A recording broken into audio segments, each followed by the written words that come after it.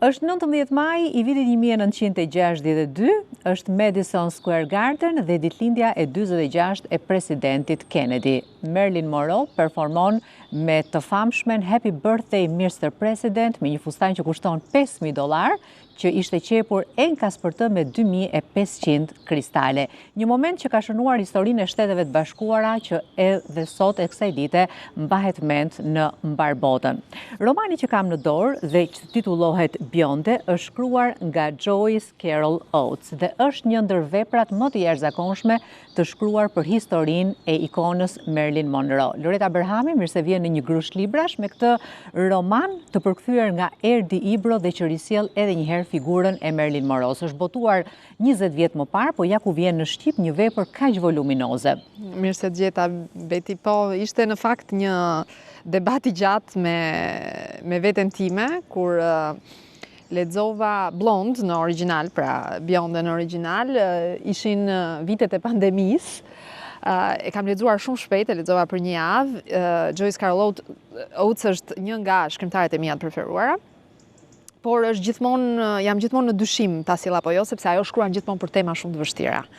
Është shkrimtare shumë e madhe amerikane, është një lëvruese jashtëzakonshme e gjuhës dhe e letërsisë, dhe ky është një roman voluminoz.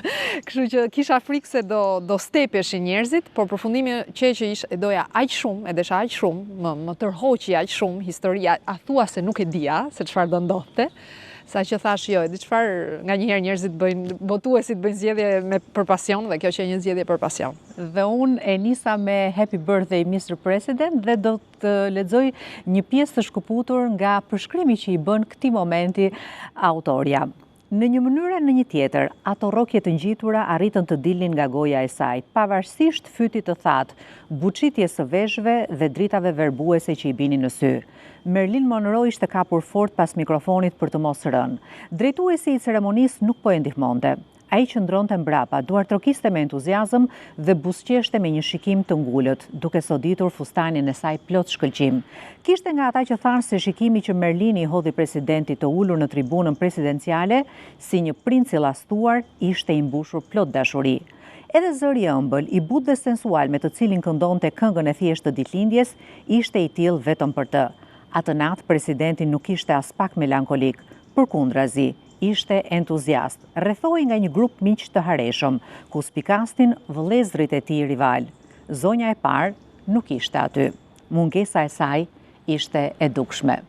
Dhe vetëm 2 muaj pas këtij interpretimi, Marilyn Monroe do të vdiste në shtëpinë e saj në Los Angeles nga një mbidoz ilaçesh, që rezultoi një vetvrasje. Libri në fakt kështu fillon, prologu i librit, dhe aty me njëherë kuptojmë se çfarë lloj romani është ky, që nuk është një vepër biografike, është një roman. Fillon me rrëfimtaren, me zërin mendoj që zërin e autores, që tregon se si vdekja mbërrin. Vdekja mbërrin me motociklet, duke shigjetuar nëpër rrugët dhe nëpër avenue, nëpër këto bulevardet e mëdha të Hollywoodit, dhe ka një pako me vete. Dhe po çon një pako diku. Dhe për një faqe e gjys ndjekim dhe jemi vetëm në fund kuptojmë se kush është vdekja. Ndjekim vdekjen që shigjeton dhe që bën ato dredhat e veta derisa troket në derën e një zonje shumë të bukur e cila hap, merr pakon, qesh dhe mbyll derën. Dhe kështu mbërrin vdekja ke Marilyn Monroe, është dita e fundit të jetës së saj. Gjithë libri është një pjesë e madhe e librit, ky është një roman, është një trillim në të vërtetë. Është një roman fiction. Është një trillim i mirëfillt, por bukuria dhe çfarë mua dhe shumë lexuesve dhe kritikës na ka bindur dhe na ka tronditur dhe ja vlen vërtet lexohet dhe çfarë ka bërë një kryevepër, është që është aq mirë e thurur trillimi me faktet reale të jetës së saj, sa që shpesh herë edhe unë kur e lexoja isha e tunduar që të futesha në internet dhe të googloja, e ka thënë vërtet këtë fjalia, e ka bërë vërtet këtë gjesta, është e vërtet kjo letër, kjo fragment, kjo memorie, kjo shprehje. Po në fakt nga intervistat që dëgjova nga autoria, ajo ka lexuar shumë çka për jetën e Marilyn Monroe, dokumente, fakte. Absolutisht. Pra, gjithsesi është përpjekur të qëndrojë besnike realitetit. Atëherë, të gjitha, prandaj po them, faktet që janë futur në libër janë fakte të vërteta historike, datat, interaksionet që ka pasur me njerëz, biografia jetës së saj, kur lindi, kur kusha e adoptoi, me kë u martua etj. Ka një selektim, pra përsëri, duke qenë se nuk është një vepër biografike, nuk pretendon të përfshijë të gjitha elementët e rëndësishëm të jetës Marilyn Monroe.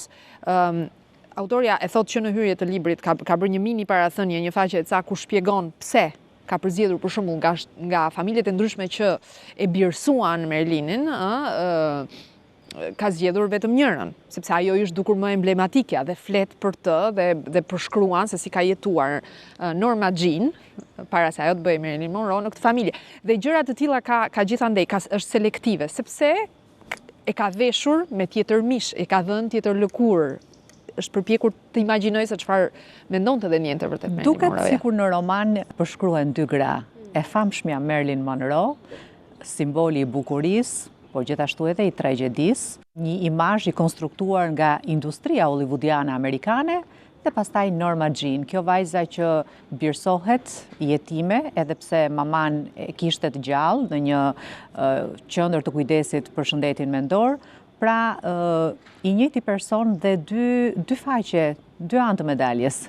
Dhe është shumë e vërtet kjo, dhe gjithë libri rrëfehet pothuajse nga dy gra. Norma Jean është zëri kryesor faktikisht. Pra, kjo është, unë e kam lexuar si ditari apo libri që do kishte shkruar Marilyn Monroe, sikur të kishte pasur aftësinë ose kohën që t'i mbijetonte deri diku dramës së jetës së saj, drogës, ilaçeve etj. Dhe të kishte pasur mundësinë të rikthehej, pra të shkruante kujtimet e saj. Norma Jean është një personazh në libër që unë dua ta mendoj të vërtetë.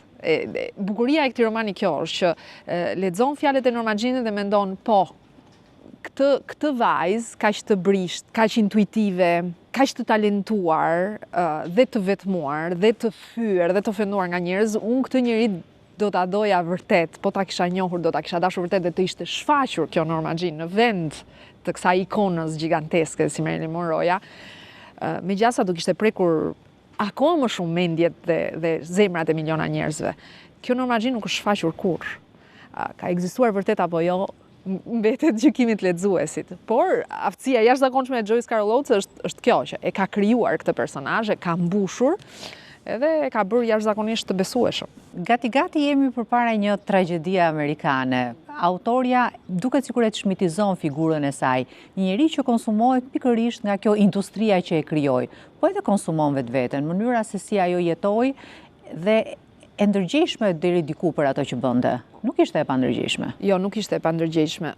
Jam shumë dakord, është absolutisht një historia e një tragjedie amerikane. Ndoshta nuk do thoja një nga tragjeditë e para, sepse para Marilyn Monroe se kanë pësuar edhe yje të tjera të Hollywoodit, sidomos gra. Me siguri Marilyn Monroe u bë emblem e këtij psimi dhe faktit që kjo figura giganteske e ndërtuar enkas nga studiot televizive, nga bosët e industrisë, e përpiu Norma Jeanin, ja shkatroi jetën, ja mori mundësinë për të bërë zgjedhje të tjera dhe absolutisht që deri diku në bashkëpunim me Norma Jeanin. Pra, megjithse ka një dyzim aty brenda, megjithse Norma Jean flet gjithmonë për këtë tjetrën, për atë tjetrën, ajo i shfaqet në pasqyrë. Ajo del kur duhet të këndoj, kur duhet të aktroj, është tamam si një dyzim, është gati, po flasim gati për skizofrenia, dhe nuk e thot në asnjë vend autoria. Mos harrojmë që mamaja e Marilyn Monroe ishte e smur me probleme mendore dhe me një çrregullim psikiatrik të rënd, dhe mund të jetë që edhe Marilyn Monroe ka pasur diçka të ngjashme. Autorea nuk e thot kurrë, filmtari nuk del kurrë me një diagnozë, por fakti që shohim gjithmonë këtë dyzim na bën të mendojmë që mund të ketë diçka të tillë. Mbetet fakti që Marilyn Monroe në një farë mënyrë ka glabëruar Norma Jeanin dhe e ka bërë me dëshirë apo pa dëshirë, përsëri kjo mbetet për tu diskutuar, me siguri me bashkëpunimin, por ka qenë një bashkëpunim i që i zgjedhur apo një zgjedhje detyruar, kjo i mbetet lexuesit për ta gjykuar. Ka shumë kontradikt brenda figurës së Marilyn Monroe, pra pushteti jashtëzakonshëm që krijoi imazhi i saj dhe nga ana tjetër kjo brishtësia që i kishte rrënjët që nga fëminia, ajo krijesa e pambrojtur, që nuk njohu babain, që u rrit pa nënën, që rrezikoi madje të vdiste nga një zjarrvënie e shtëpisë kur ishte e vogël. Është një histori shumë e trishtuar. Nuk është një roman i lehtë për tu lexuar, këtë duhet ta them, dhe një nga arsyet janë pikërisht këto. Fakti që Marilyn Monroe në imazhin publik të atyre që ndoshta nuk janë marrë në mënyrë intensive me të dhe nuk kanë lexuar shumë romane apo intervistat saj apo të jenë marrë me jetën e saj personale në veçanti, ajo qëndron në një piedestal. Është ikona hollywoodiane ende sot, 50 vite më vonë, ikona hollywoodiane par excellence. Ama në roman na del se sa jo vetëm e vuajtur, po e abuzuar ka qenë ky personazh. Dhe autoria e zbret nga piedestali, shumë lexues, adhurues Marilinit, fansat e saj e kanë quajtur përdhosje, ka pasur protesta, sidomos kur romani u ekranizua, sepse normalisht ekrani e bën një roman që është ndoshta për lexues të kualifikuar edhe më publik, edhe më masive dhe trondit shpirtrat dhe ndjeshmëritë. E kuptoj, për mua është gati një përdhosje e nevojshme, sepse diku nuk është ideja të çmitizojmë Marylinin, është ideja të çmitizojmë mitin. Është vërtet ka që bukur t'jesh në këto maja dhe me çfarë sakrificash, me çfarë çmimi arrin aty. Përmendte filmin e Andrew Dominik, kushtuar Marilyn Monroe, që është frymëzuar pikërisht nga ky libër, por kuptohet që libri është shumë më i thellë, shumë më psikologjik, me një stil të jashtëzakonshëm dhe siç e përmenda pak më parë, fryti i një hulumtimi të gjerë, sepse Oates shpjegon se libri nuk është biografi, por është një autobiografi imazhi fiktiv i personazhit të saj. Për shembull, ka një artikull në revistën Times ku ajo thotë që libri ishte rezultat i mbi 2 viteve hulumtimi dhe se tema kryesore ishte transformimi nga Norma Jean në Marilyn Monroe. Ka qenë një transformim gradual, ka qenë një transformim shumë i dhimbshëm, fizikisht i dhimbshëm, shpirtërisht i dhimbshëm, dhe ka qenë një transformim që e ka për arsyet që thash pak më parë, Norma Jean është përpjekur ta luftojë gjatë gjithë kohës. Pra është përpjekur gjatë gjithë kohës të ndahet nga personazhi Marilyn Monroe. Në jetën e saj private ajo nuk i përgjigjej emrit Marilyn, të afërmit e saj duhet ta thrisnin ndryshe. Edhe situata është shumë të dhimbshme që ndodhin në libër dhe që përsëri janë të imagjinuara, por që mund të kenë ndodhur vërtet, ajo ja lë fajin e vuajtjes së saj faktit që Marylini ekziston. Fakti që Marylinin e ka si hije që e ndjek gjithandej. Loreta, ky libër është sfidë, natyrisht për tu lexuar, se janë 900 faqe, por ka qenë një sfidë e vërtetë edhe për kthimi. Jo vetëm për gjatësinë, por edhe për këtë tonin poetik, për forcën e fuqishme emocionale që na përçon personazhi Norma Jean Marilyn Monroe. Për forcën, për fjalën, për mënyrën se si autoria ka vendosur ta paraqesë duke folur herë me gjuhën e Marilinit që tregon faktet dhe veprimet që bëhen dhe si e shohin të tjerët dhe si lyhet dhe si vishet dhe si interpreton, dhe në të njëjtën fjali, në të njëjtin paragraf, mendimet e Norma Jeanit. Dhe mua më është dukur gati si një rrjedhje ndërgjegjes, pra e ke her pas here shumë të vështirë të kuptosh se kush po flet dhe kujt i referohet. Dhe është zgjedhje e autores. Her pas here personazhi rrëfimtar është në tym, është në mjegull, nuk është aq e qartë për çfarë po ndodh, nuk është aq në kontroll të situatës, së jetës së saj. Dhe ky lloj ankthi ekzistencial praktikisht vjen në mënyrë aq të natyrshme dhe aq të hollë, por që është absolutisht një sfidë shkrimi, një sfidë përkthimi, një sfidë redактimi shumë e rëndësishme.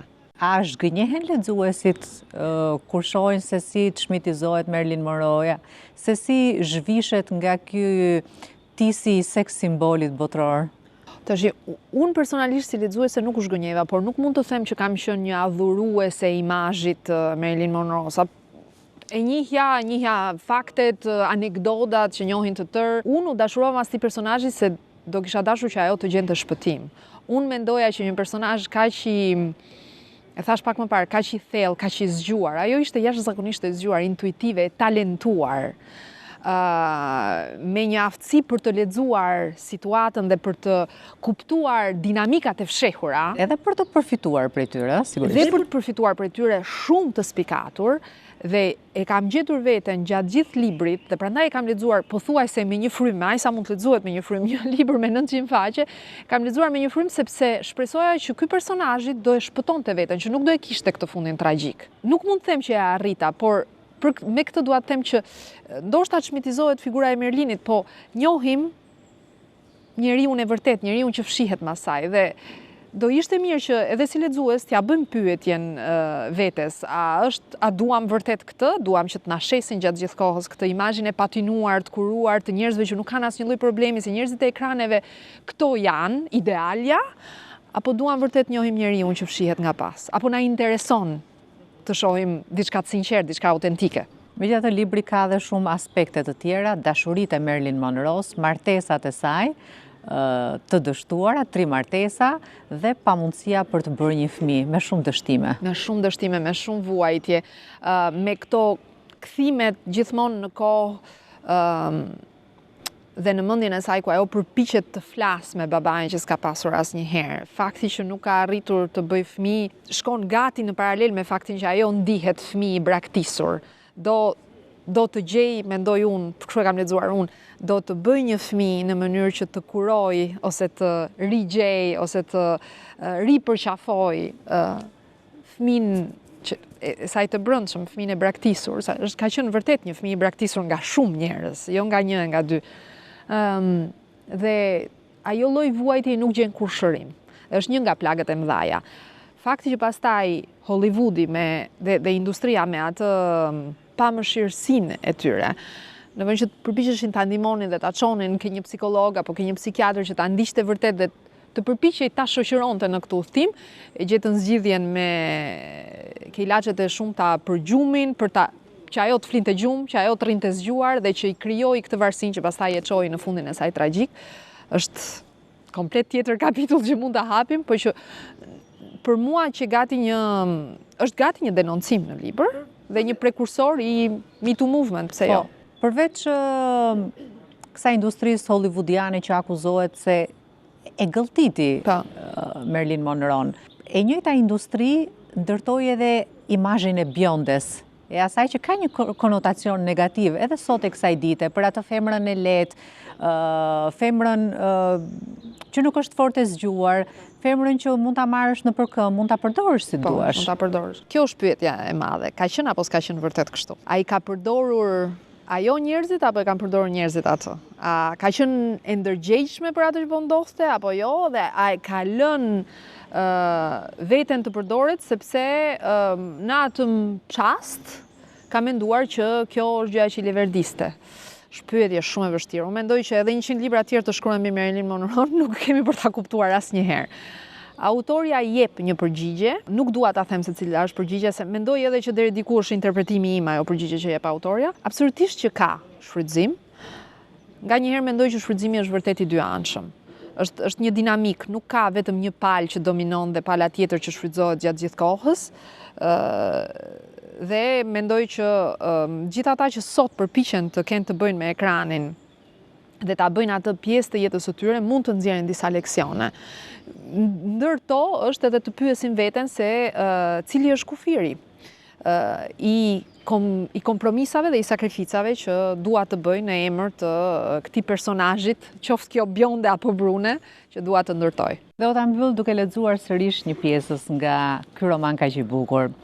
Norma e rënuar dhe e tronditur nga ajo që kishte ndodhur, qëndroi një javë në spital.